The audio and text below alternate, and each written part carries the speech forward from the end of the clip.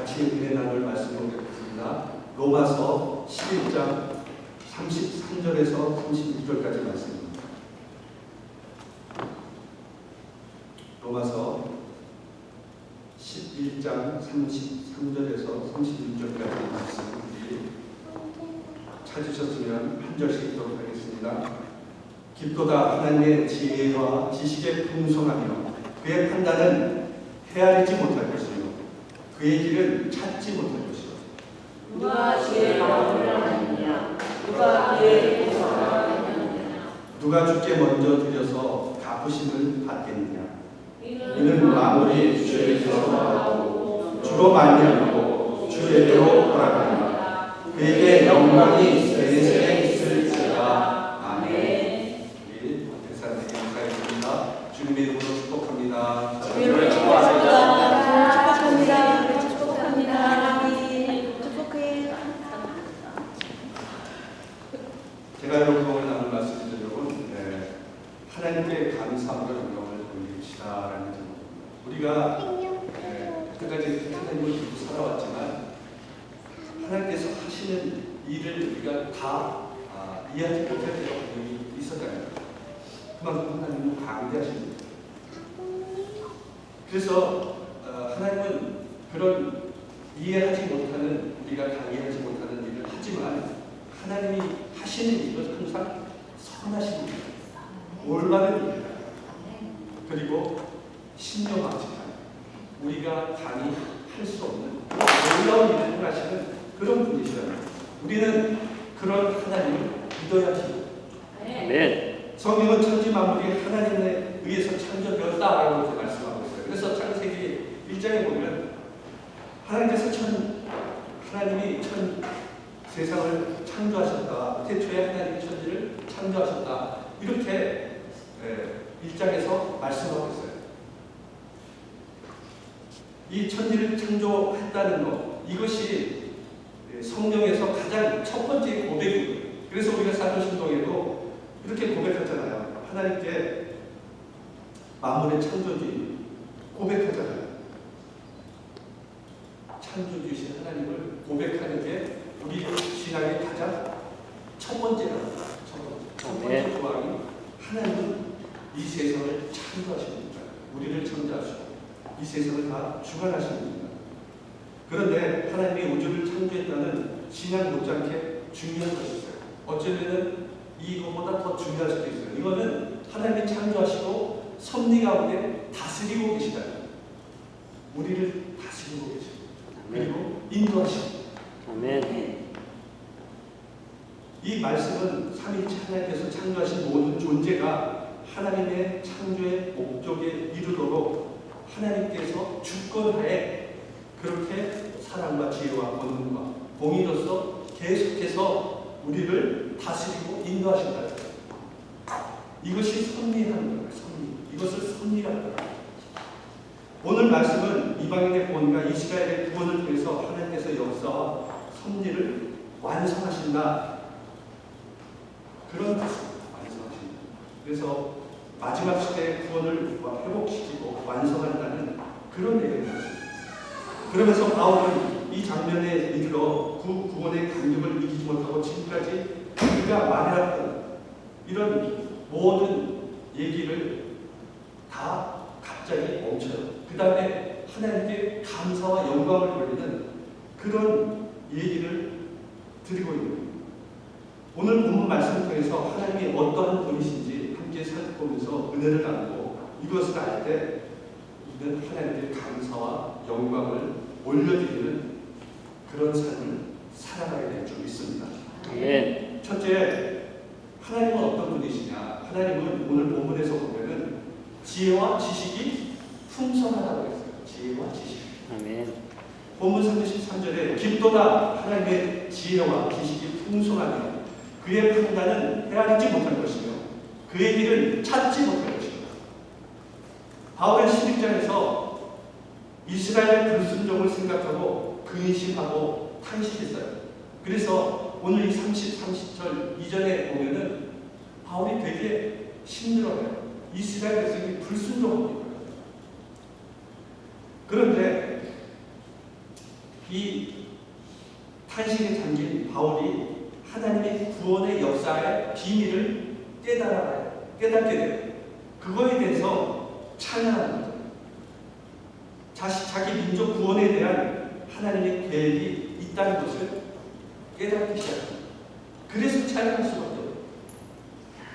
이방의 충만한 수가 차기까지 버려두시지만 결국 온 이스라엘이 구원받는다. 이와 같이 하나님의 지혜와 지식은 너무 깊어서 우리 인간의 생각으로 도저히 다 알 수 없어요. 하나님의 판단은 우리가 측량할 수 없다. 하나님이 이루어가시는 구원의 길을 찾을 수 없다는 거예요. 우리는 하나님을 그래서 이해할 수가 없어요. 다 이해할 수가 없어요. 그래서 우리는 그냥 하나님이 판단하시고 계획하시는 것을 따라가는 거예요. 신뢰하는 것은 하나님이 하시는 일이 반드시 선한 일이라는 것, 우리를 위한 일이라는 것, 마지막에 다 합력하여 선을 이루게 하실 것이라는 것, 아멘. 이것을 믿고 따라가는 거예요. 아멘. 우리는 하나님을 그래서 항상 먼저 생각하고 우리의 판단으로 먼저 판단해서는 안 돼요. 우리는 하나님께서 성경을 통해 주신 어떨 때는 말씀도 다 이해하지 못하잖아요. 하물며 하나님의 피조물인 우리가 하나님을 판단하고 하나님을 다 안다는 것, 이것은 불가능한 일이에요. 욥기에 보면 욥은 하나님이 허락하셔서 사탄에게 엄청난 고통을 당하게 돼요.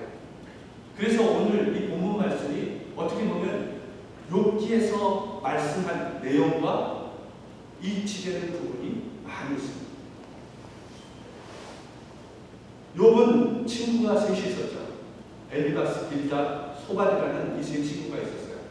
그래서 이 고난을 당했을 때 이 세 친구가 찾아와요. 그런데 이 욥을 위로하는 것이 아니라 네가 죄가 있었기 때문에 고난을 당한다. 그런 얘기를 듣는 욥은 되게 심정이 무너졌을 거예요. 자식이 가지고 재산을 다 나가고 노비도 없고 자기는 욕창이 걸려서 기관장으로 몸을 긁고 있는 이런 엄청난 시련 고난의 상황에서 죄를 묻는 친구들의 얘기를 들었기 때문에 무지하게 힘들었을 거예요. 심적으로. 그런데 이 중에 소발은 이런 얘기를 욥에게 해줍니다.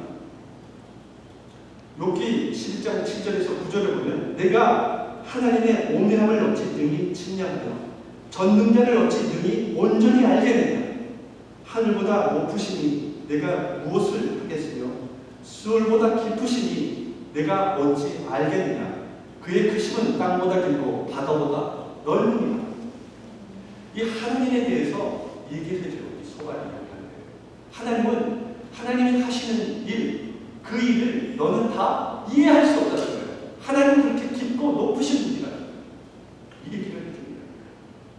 그러므로 네가 하나님의 뜻을 다 알 수 없다는 거예요. 오늘 본문에서도 이 바울은 우리에게 우리가 하나님의 뜻을 다 알 수 없다는 거예요. 우리가 당하는 어떤 고난이 됐든 축복이 됐든 이것은 하나님의 주권하에 행하시는 거기 때문에 우리는 그것을 다 이해할 수 없다는 거예요.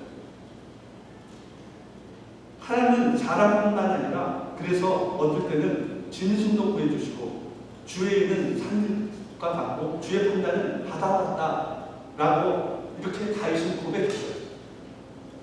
시편 36편 6절에 보면 주에 있는 하나님의 산들과 같고 주의 심판은 큰 바다와 같으니이다. 여호와는 사람과 짐승을 구하여 주시나니 이것을 말했어요.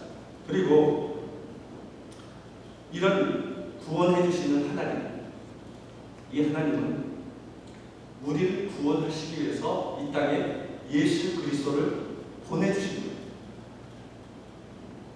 그래서 우리는 예수님의 피로 말미암아서 죄사함을 받을 수 있었어요. 에베소서 1장 7절에 보면 우리는 그리스도 안에서 그의 은혜의 풍성함을 따라 그의 피로 말미암아 속량 곧 죄사함을 받았느니라. 이렇게 하나님은 우리를 구원하시기 위해서 예수 그리스도를 보내주시고 그의 피로 죄를 속량해 주신 분이시라는 것. 세상에는 우리가 이해할 수 없는 일들이 비일비재하죠. 세상에서 일어나는 인간이 저지른 일 중에서도 우리가 생각하지 못한 우리 상상, 인간의 상식을 넘는 일들이 비일비재해요. 그래서 왜 TV에도 그런 프로그램이 있잖아요. 세상에 이런 일이 뭐 이런 프로그램이 있잖아요. 그래가지고 일어날 수 없는 그런 일들이 방영되고 TV로 이렇게 방영되는 것을 우리는 본 적이 있어요. 그래서 심지어는 여러분 25개월 된 아이가 34kg라는 그런 무게가 나가는 몸무게가 나가는 아이가 있다는 거죠. 우리가 상식적으로 생각하기에는 25개월밖에 안 된 2살 문집대밖에 안 된 아이가 34kg 그거는 우리의 상상을 초월한 일이잖아요. 이런 일들이 일어나고 있다는 거죠. 하나님은 인간이 벌이고 있는 일도 우리의 생각을 초월하는데 하물며 하나님은 그 상상 이상이라는 거죠. 아멘. 우리가 상상하는 이상, 우리 인간이 할 수 있는 일 이상으로 하나님은 계획하시고 일을 하시는 분이다. 아멘. 그래서 한국 속담에 여러분 못생긴 나무가 산을 지킨다는 말이 있어요. 그래서 좋은 나무들, 이렇게 키가 크고 곧고 잘생긴 나무들은 사람들이 배워가요. 그런데 옆으로 이렇게 휘어있고 못생기고 짤막한 나무들은 안 배워간대요. 그래서 이런 속담이 나와요. 못생긴 나무가 산을 지킨다. 여러분 세상에는 학벌이 좋고 그리고 능력이 많은 그런 사람들이 쓰임받아요. 그런데 하나님은 그런 사람을 택하시는 분이 아니세요. 반대로 생각하죠. 세상과 반대로 하나님은 일을 택하시는 거예요. 그래서 어부들을 택하는 거예요. 많이 배우지 못하지만 그리고 그들이 학벌이 없지만 그리고 연약하지만 그들을 택해서 하나님의 일꾼으로 사용하신다는 거예요. 그들에게 능력을 주셔서 하나님의 일꾼들로 능력을 행하는 일꾼들로 쓰임받게 하신다는 거예요. 이것이 하나님의 방법입니다. 우리는 항상 능력이 많아서 모든 것을 잘할 수 있다.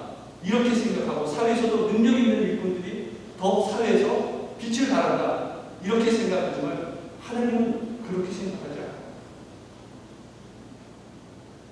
한국은 70년 전만 하더라도 세계에서 가난한 빈민국에 속해 있었어요. 그런데 지금 하나님께서 세계 10대 경제 강국으로 이끌어 주셨어요. 세계에서 두 번째로 선교사를 많이 파송하는 나라가 되게 하셨어요. 누가 이렇게 한국이 선교하는 나라, 세계 10대 강국이 될 줄을 70년 전에 알았어요. 아무도 몰랐어요. 이것은 하나님이 하셨다는 거예요. 이 가난한 나라를 하나님이 쓰신다는 거죠. 하나님이 손에 붙잡으면 놀라운 일을 행하신다는 거예요. 여러분도 하나님이 붙잡고 하나님이 인도하시면 놀라운 일을 행하게 될 줄 믿습니다. 네. 여러분 우리의 상식으로 하나님이 일하시는 분이 아닌 거예요. 세상 사람들이 아무리 그 상식으로 우리를 능력 없다, 너는 할 수 없다 라고 얘기하지만 하나님이 하시면 그거보다 더 큰 능력을 나타내는 주님의 자녀로 능력을 나타낼 수 있습니다. 네. 5세대 이동통신 기술 시대가 열렸잖아요. 그래서 이제는 5G 시대잖아요. 4G는 이제 점점 사라지게 되고 5G가 우리 세대에 점점 확산이 되고 있죠. 그래서 이 4G보다 20배가 빠르고 처리용량도 100배가 많아져서 이 통신이 옛날보다 엄청나게 연결이 되고 있습니다. 빠르게 전송이 되고 그동안 통신망이 휴대전화와 연결돼서 국한되었었다면 이번에는 모든 전자기기와 연결돼 빠르고 정확하게 제어할 수 있다는 겁니다. 예를 들면 무인 자동차가 인공위성과 위치 정보를, 그 다음에 신호등과 교통정보, CCTV와 주변 상황의 정보를 주고받으면서 빠르게 정확하게 판단해서 운행할 수 있게 된다는 거예요. 그리고 사람 대신 앱이나 전자주문기기를 이용해서 주문을 하죠. 오다를 하죠. 그 오다를 로봇이 닭을 튀긴다고. TV를 보니까요. 로봇이 닭을 튀겨가지고 닭을 계속 튀겨내더라고요. 그리고 떡볶이를 굽더라고요. 떡볶이를 만들더라고요. 로봇이. 그 전자 시스템이 다 인간이 하지 않아도 로봇이 다 할 수 있도록 시스템이 점점 갖춰지고 있다는 겁니다.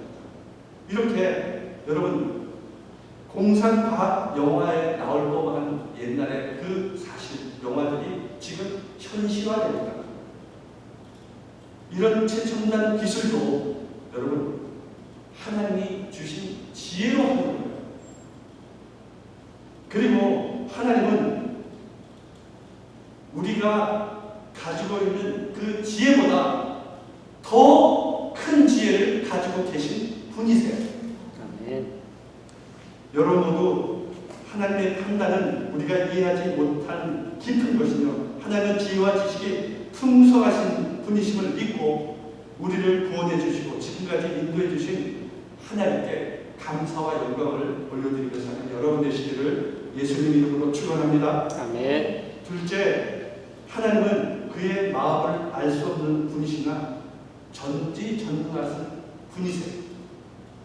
33절, 34절, 35절에 보면 누가 주의 마음을 알겠느냐, 누가 그의 모사가 되었느냐, 누가 주께 먼저 드려서 갚으심을 받겠느냐.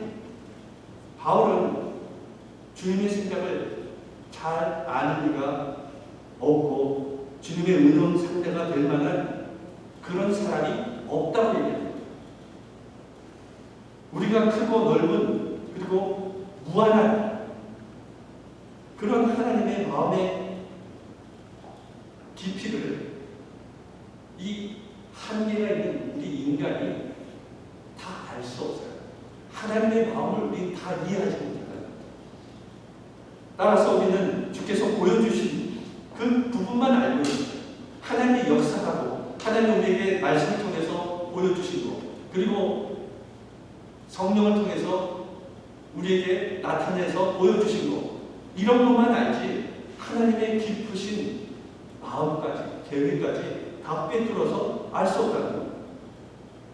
그래서 하나님께서 우리의 눈높이에 맞춰서 계시하신 사실에 대해서만 우리는 알 수 있습니다. 사실 때로는 우리가 사람의 마음도 알 수 없잖아요. 사람의 마음도 다 모르는 게 우리잖아요. 그런데 어떻게 하나님 마음을 우리가 다 꿰뚫어서 알 수 있겠습니까?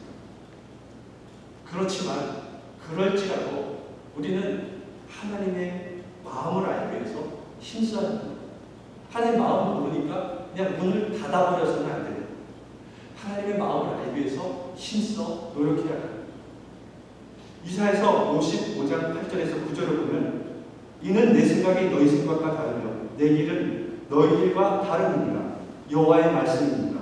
이는 하늘이 땅보다 높은 같이 내 길은 너희 길보다 높으며 내 생각은 너희 생각보다 높음이니라. 이렇게 하나님의 생각을 우리가 다 알 수 없어요. 하나님께서는 우리의 생각과 다른 분이시죠.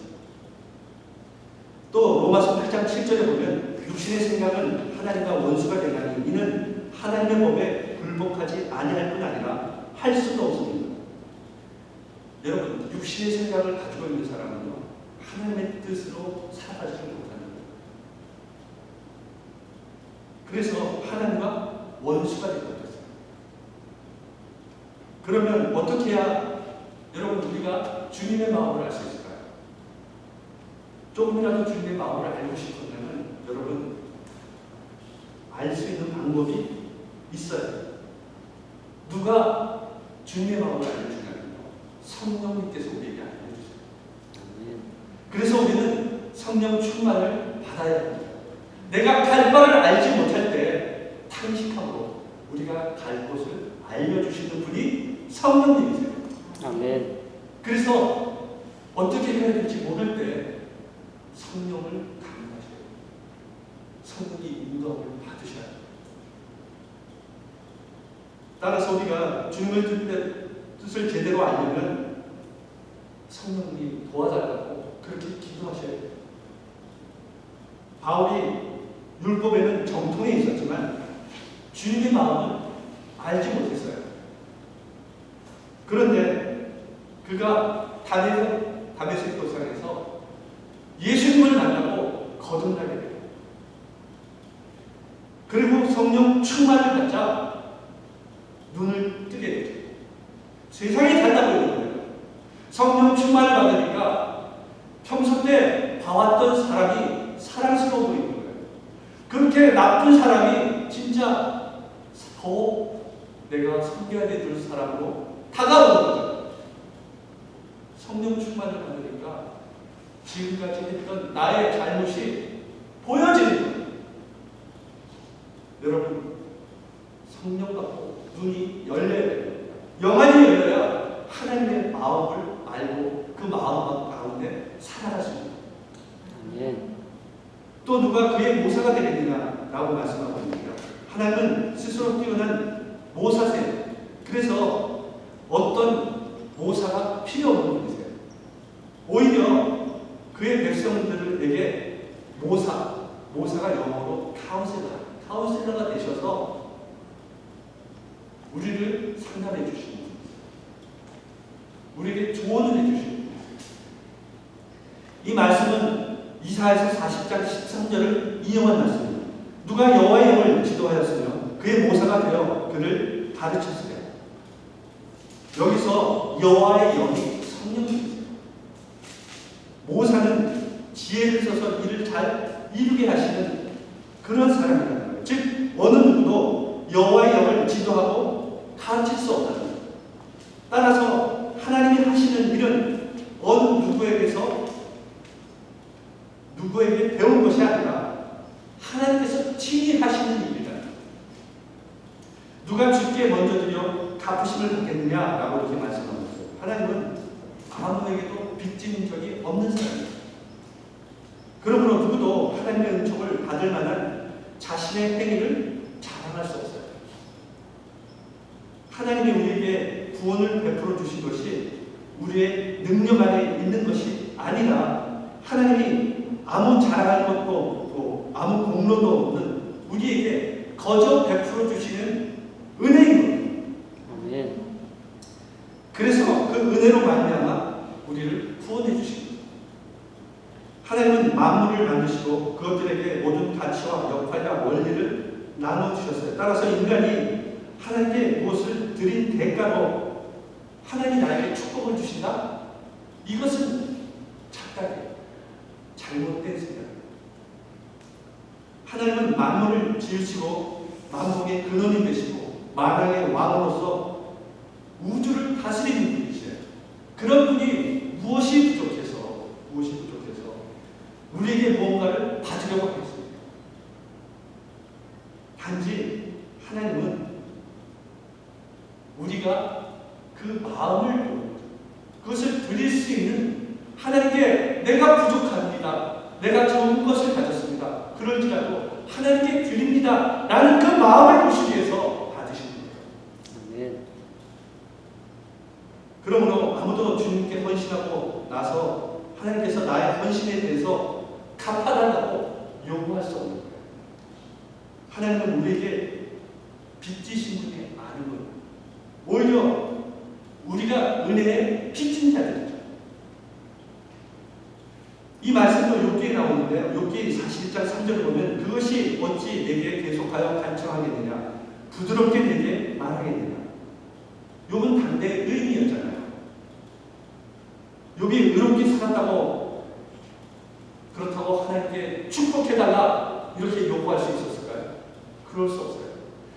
욥이 그렇게 의롭게 살았는데 어떻게 나에게 이런 고난을 주십니까? 나에게 의인으로 살았는데 하나님 너무 하시는 거 아닙니까? 왜 나에게 복을 주시지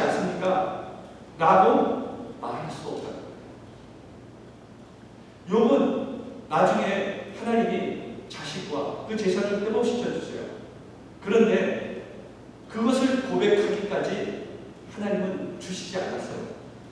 이것은 신정론이라고 해요. 하나님이 우리의 삶의 주권자가 되셔서 모든 것을 주관하고 계시다는 거예요. 너희가 고난을 당할지라도 이것은 하나님의 주권하에 있다는 거예요. 아멘.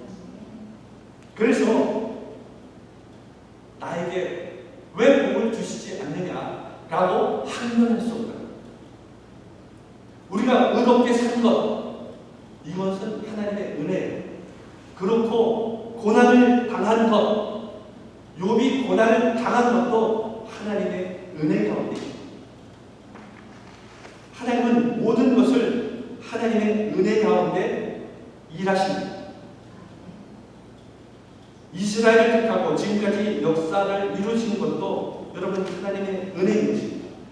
그들이 택함을 받은 백성으로 율법을 지켰다고 그들은 하나님께 좋은 것을 복을 달라고 주장할 수 없습니다. 왜냐하면 이방인과 달리 특별 대우를 하지 않았다고 요구할 수 없는 거예요.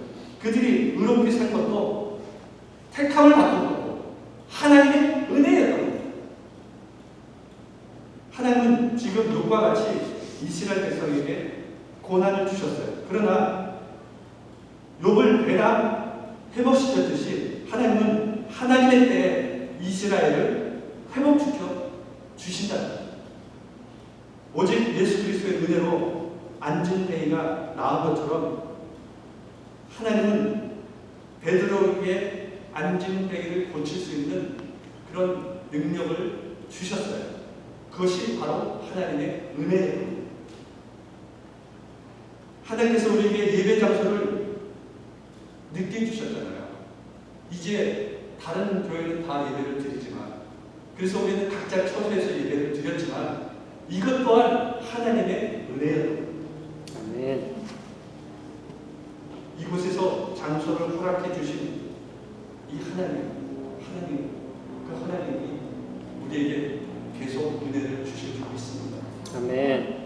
사람이 먼저 주님께 무엇을 드림으로 그 대가가 무엇을 받아낼 수 있다고 생각하는 것은 진짜 무지한 거예요. 내가 하나님께 헌신을 많이 했고 많은 헌금을 드렸기 때문에 반드시 하나님이 나를 더 복 주실 거야 라고 생각하는 것은 무지한 거예요. 그것은 잘못된 생각이에요. 우리는 너무 많이 그것에 속아왔어요. 무엇인가 바쳐야 복을 받는가? 복을 받으면 짓을 해야 복을 받는가? 이런 얘기를 너무 많이 들어왔기 때문에 꼭 의로운 사람이 고난을 당하면 안 되는 것처럼 이렇게 생각을 했어요. 나는 하나님을 잘 믿고 봉사도 열심히 했는데 일이 잘 안 되면 원망을 하더라고요. 그런 공식이 맞아떨어지지 않으면 불평하는 거예요. 근데 하나님은 그 고난 중에서도 깨달음을 주세요. 은혜를 주세요. 그러기 위해서 고난을 주신다. 그 과정을 넘어서면 하나님이 더 많은 것으로 채워주신다는 거예요. 그래서 고난도 축복인 겁니다. 우리 믿는 자들에게. 그래서 항상 많은 것을 드려서 더 많은 것을 받는 그런 공식을 여러분 생각하지 마시기 바랍니다. 구원은 은혜로 받는 거잖아요. 우리가 뭘 잘해서 받는 것이 아니잖아요. 선한 일을 많이 해서 구원받는 것이 아니잖아요. 하나님의 은혜를 이 바울은 배우고 나서 그냥 모든 것을 감사했어요. 하나님을 찬양했어요. 우리는 그냥 하나님이 하시는 대로 하나님을 믿고 그 주권을 따르고 하나님께 감사와 영광과 찬양을 올려드리면 되는 겁니다. 그런 삶을 살 때 하나님이 더 큰 은혜를 주실 것입니다. 우리는 주님의 영광이 온 땅에 가득하기를 기도해요. 다윗은 권능 있는 자들에게 영광과 능력을 여호와께 돌릴 것을 말했습니다. 시편 29편 1절에서 2절에 보면 너희 권능 있는 자가 영광과 능력을 여호와께 돌리고 돌릴지어다.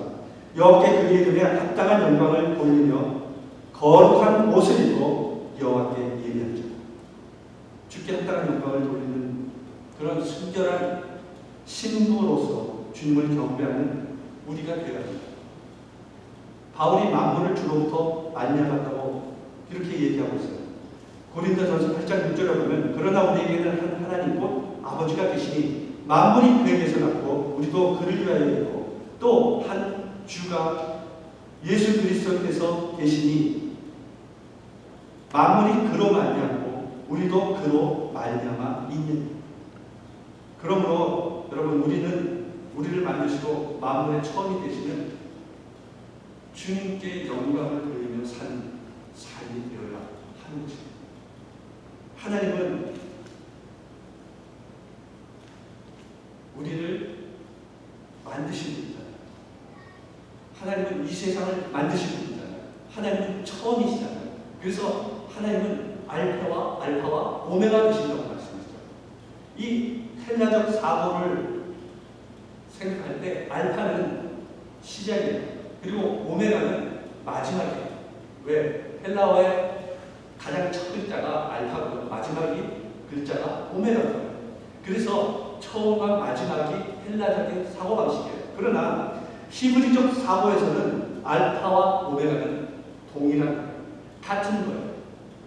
따라서 주님께서는 알파와 오메가가 되신다는 것. 이것은 알파이신 주님이 시작해서 오메가가 된 주님으로 끝난다는 거예요. 동일한 거예요. 그런데 왜 바울은 이 말을 했을까요? 모든 것이 주님에게서 시작해서 주님으로 돌아가듯 예루살렘에서 시작된 복음이 예루살렘에 온전히 증거돼야 예수님이 오십니다. 그래서 히브리적 사고는 알파와 오메가가 동일합니다. 바로 그때 온 이스라엘이 구원받고 예수님께서 다시 오십니다. 바울로 이것을 깨달았기에 감격합니다. 그래서 하나님 안에서 모든 우주가 들어있고 하나님 안에 모든 이 우주의 모든 문제들이 다 들어있다는 거예요. 그러므로 그 광대하시고 놀라우시고 지혜로우신 하나님을 바울은 마음에 두고 생각할 때 자기가 풀지 못하는 문제가 있고 자기가 풀지 못하는 비밀이 있다고 하더라도 그것은 문제가 되지 않는다는 거예요. 우리는 하나님의 주권적인 역사 가운데 은혜로 구원의 은총을 입었어요. 우리는 언제나 하나님의 은혜의 찬송과 영광을 돌리고 하나님의 뜻에 순종해서 하나님을 기쁘시게 한 하나님의 자녀로 살아간다고 고백해요. 하나님께서 자신의 찬송을 받으시기 위해 허물 많고 죄 많은 나를 구원해 주셨음을 잊지 마세요. 구원은 주님으로부터 나왔음을 기억하고 그리스도인으로서 주님의 영광이 세세 무궁토록 있기를 기도합니다. 디모데후서 4장 18절에 주께서 나의 모든 악한 일에서 건져내시고 또 그의 천국에 들어가도록 구원하시니 그에게 영광이 세세 무궁토록 있을지어다. 우리를 죄악에서 건지시고 구원하신 오직 주께만 존귀와 영광을 돌려드리는 우리가 되어야 합니다. 우리를 살리시고 날마다 우리에게 은혜를 주시는 주님께 감사하고 찬송과 영광을 돌리는 여러분 되시길 바랍니다. 하나님은 천지를 창조하시고 섭리하시며 마지막까지 이 땅에 우리를 인도하시고 그리고 마지막에는 결국 심판하실 것입니다. 하나님은 죄와 불순종으로 얼룩진 인간에게 예수 그리스도를 다시 보내주셔서 복음을 완성하실 거예요. 이스라엘이 예수님을 믿지 않고 불순종할 때 하나님은 줄기차게 복음의 역사를 이루어 가실 것이고 만민의 구원 역사를 이루어 가실 것입니다. 마지막 날 예수님이 재림하시는 날 불순종하는 모든 사람을 심판하실 거예요. 하나님은 우리 세원의 죄를 세우셨고 지금까지 지켜주셨고 앞으로도 인도해 주실 것입니다.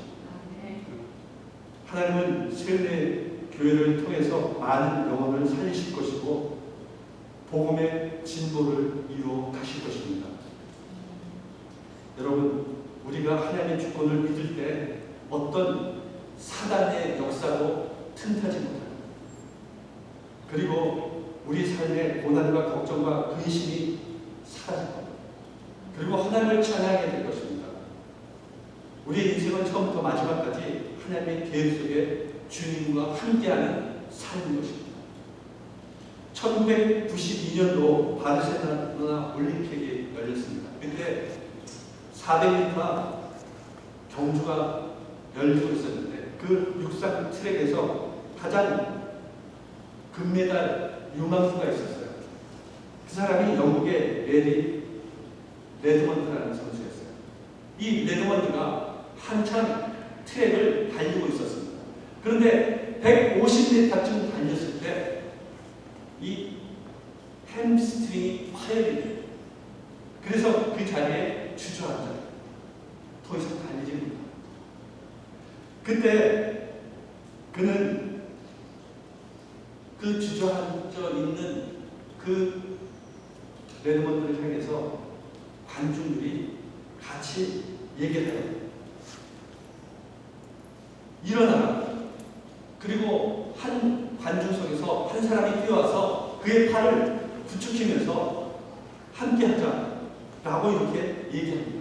그리고 결승전까지 그의 팔을 부축해서 들어갑니다. 그러자 관중들은 끝까지 함께 뛰는 그 모습에 감동합니다. 그래서 모두 일어나서 박수를 치고 있어요. 격려하죠, 그들을. 이 레드먼드 선수를 격려한 그의 팔을 이끈 자가 누구였을까요? 바로 옆에서 그를 지켜보던 그의 아버지였어요. 우리는 모든 인생의 경주자예요. 이 경주에서 힘들어 포기하고 주저앉고 싶을 때 우리의 진짜 아버지, 그 아버지는 이렇게 여러분에게 말씀하실 거예요. 내가 여러분과 너와 함께 하겠다. 너와 함께 뛰겠다. 내 손을 잡아. 바울처럼 만물이 주께서 나오고 주로 말미암고 주께로 돌아간다는 사실을 깨닫고 감격한 것처럼 해결하지 못하는 문제 속에서 하나님을 깨닫고 하나님만을 의지하며 하나님의 인도하심을 받고 하나님께 영광만 올려드리는 그런 삶을 사는 여러분 되시기를 예수님의 이름으로 축원합니다. 여러분 모두 하나님은 지혜와 지식이 풍성한 분이세요. 우리의 무지함이나 불순종을 아시지만 하나님의 은혜로 살게 하시고 만물의 시작과 끝이 되심으로 우리가 장차 돌아가야 할 그런 분이심을 우리는 깨닫고 주님 오시는 날까지, 주님 앞에 선 날까지 영원토록 하나님만을 찬양하며 감사와 영광을 올리는 삶을 사는 여러분 되시기를 예수님 이름으로 축원합니다. 기도하겠습니다.